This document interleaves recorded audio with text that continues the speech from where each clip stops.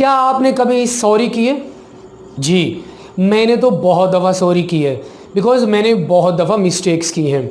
और आपने भी बहुत दफ़ा सॉरी की होगी, क्योंकि आप भी बहुत ज़्यादा मिस्टेक्स करते होंगे। तो उसके लिए आप फ्रेज़ इस्तेमाल करते हैं, आई एम रियली सॉरी। तो क्या कभी आपने ये सोचा है कि अगर आप उसकी सॉरी को एक्सेप्ट कर रहे हैं तो आप उसके लिए कौन से फ्रेजेस इस्तेमाल करेंगे? नहीं पता? जी, तो आज इस वीडियो में हम बात करने जा रहे हैं कि आपने सॉरी को कैसे एक्सेप्ट करना है और उसके लिए आपने कौन से फ्रेजेस इस्तेमाल करने हैं। आपने मेरे साथ ये लेक्चर एंड तक देखना है ताकि आपको ये पता चल जाए कि अगर आप किसी की सॉरी को एक्सेप्ट करो तो आपने कौन से फ्रेजेस इस्तेमाल करने हैं। तो इससे पहले कि हम इस लेक्चर को स्टार्ट करें, आपने छोटा सा काम करना है। अगर आप मेरे चैनल पे न्यू हैं तो मेरे चैनल को सब्सक्राइब कर लें, साथ में बेल आइकन की घंटी है उसको भी दबा दें ताकि आपको आने वाली वीडियोस के नोटिफिकेशन मिलते रहें। चलिए आज का लेक्चर स्टार्ट करते हैं।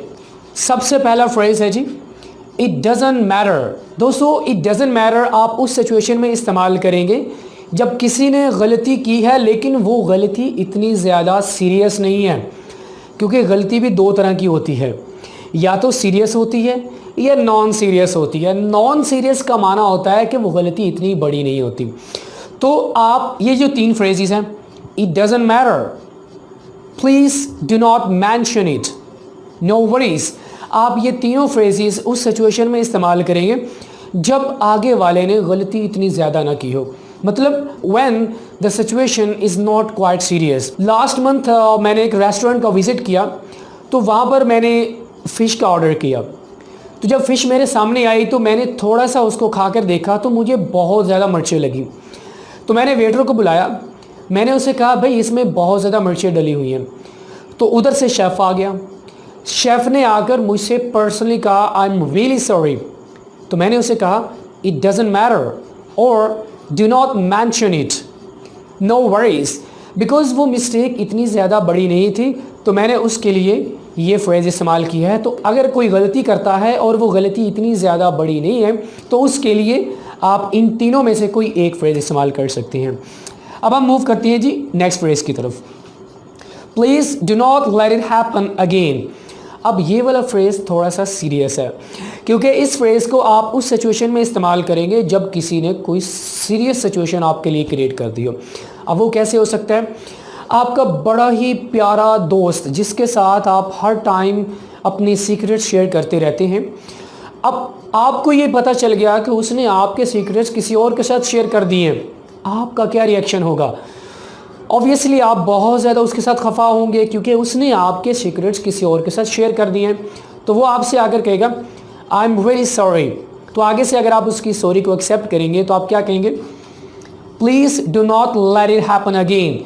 ओके, मैं आपकी सॉरी को एक्सेप्ट करता हूँ, लेकिन आपने दोबारा ये गलती नहीं करनी।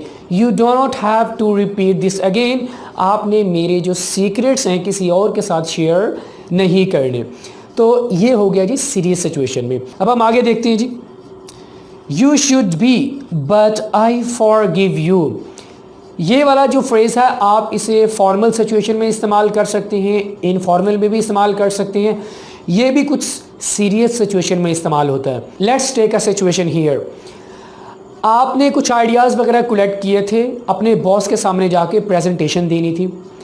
तो आपने जो आइडियाज़ वहाँ पर प्रेजेंट करने थे, आपके दोस्त ने वो सारे के सारे कॉपी कर लिए, आपको पता ही ना चला।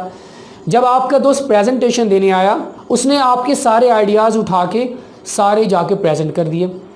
तो अब आपका रिएक्शन क्या होगा? ज़ाहिर बात है आपको बहुत ज़्यादा गुस्सा आएगा, आपका रिएक्शन ही बहुत ज़्यादा ऑफेंसिव होगा। तो आप अपने दोस्त से पूछोगे आपने ऐसा क्यों किया? तो वो कहेगा आई am really sorry for what I have done. तो आगे से अगर आप उसकी सॉरी को एक्सेप्ट करेंगे तो आप क्या कहेंगे? यू शुड बी, आपको सॉरी करनी चाहिए क्योंकि आपने काम ही ऐसा किया है। आगे क्या है जी? बट आई फॉरगिव यू, लेकिन मैं आपको फिर भी माफ़ करता हूँ। आपने काम तो ऐसा उलट किया है कि अब आप दोस्त कहलाने के काबिल नहीं हो, क्योंकि आपने मेरे आइडियाज़ को चोरी करके आपने अपना काम चला लिया। चले, अब सॉरी एक्सेप्ट हो गई है और आप दोबारा से दोस्त बन जाते हैं। Okay, apology accepted. Apology accepted आप उस सिचुएशन में इस्तेमाल करेंगे जब आप लेटर्स वगैरह लिख रहे होंगे। आप इसे फॉर्मल सिचुएशन में इस्तेमाल करेंगे, बिजनेस राइटिंग में आप इसे इस्तेमाल करेंगे।